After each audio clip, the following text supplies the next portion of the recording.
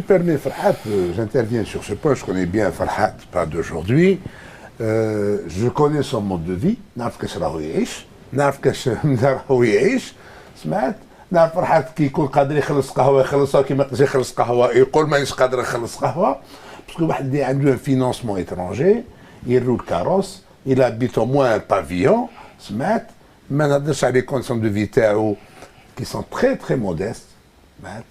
Je connais très bien Farhat.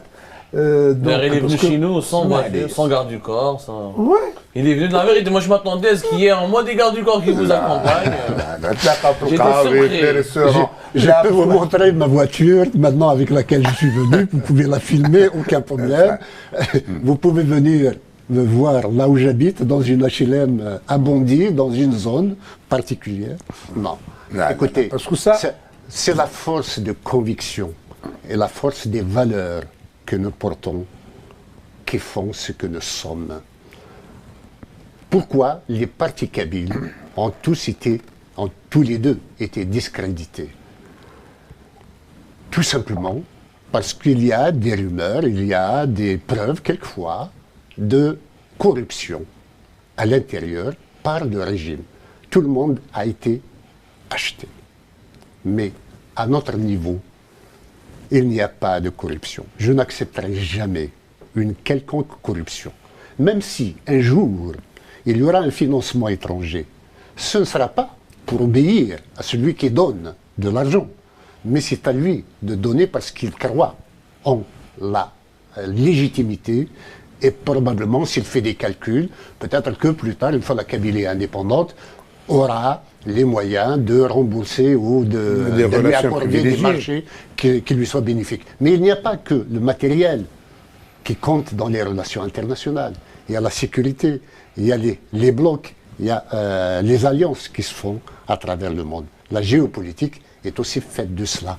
Et quand on finance un mouvement d'indépendance, c'est parce qu'on compte géopolitiquement que l'émergence d'un pays, à un moment donné, travaille pour l'intérêt de celui qui finance. Mais au-delà de cela, je crois que il faut que les Algériens, je m'adresse à eux, sachent une chose. À travers l'histoire de l'humanité, il n'y a jamais eu de frontières éternelles. Les frontières ont toujours bougé. La France n'était pas celle d'aujourd'hui. Elle ne le restera pas. On voit déjà la construction de l'Europe où la souveraineté de la France est écornée chaque décennie un peu plus. Et on ne sait pas de ce que ça va advenir après. L'Amérique, qui est la première puissance mondiale aujourd'hui, ne restera pas telle qu'elle. Peut-être qu'elle va s'agrandir encore, peut-être qu'elle va se subdiviser, on n'en sait rien. Le monde est le monde des hommes. Et les hommes décidés à changer l'histoire, à changer le cours des événements, font que le monde se transforme à chaque fois. Et aujourd'hui, on a un autre élément, ce sont les technologies.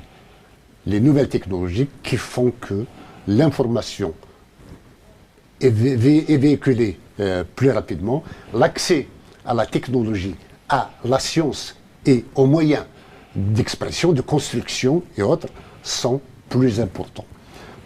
Il est nécessaire que peut-être le monde un jour aille vers une sorte de gouvernement global. Mais pour qu'un peuple accepte de se dissoudre dans un ensemble, il faut d'abord qu'il existe au moins un jour en tant que tel, qu'il soit reconnu.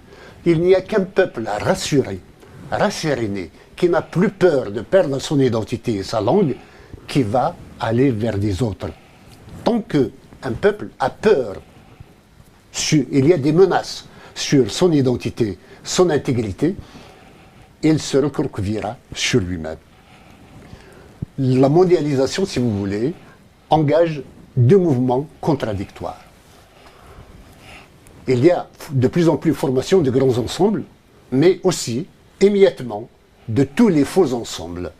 C'est ce qui s'est passé pour la Yougoslavie, pour l'URSS, pour... Justement, vous pensez